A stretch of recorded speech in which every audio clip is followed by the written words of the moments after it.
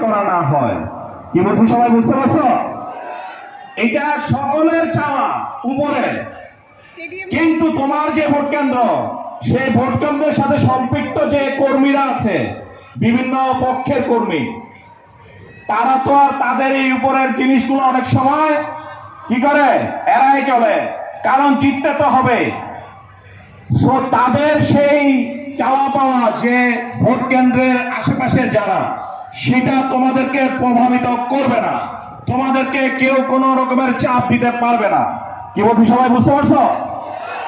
So তোমরা চাপ মুক্ত হয়ে থাকবা। যদি চাপ আসে সেটা আমাদের উপরে আসবে, বাট আমরা চাপ মুক্ত, কারণ আমাদেরকে সবাই বলে দিয়েছে যে কোনো জালিয়াতি অনিয়ম কাউকে টলারেট করবেন না। সো তোমরা কি টলারেট করবে না? কোনো টলারেশন হবে না।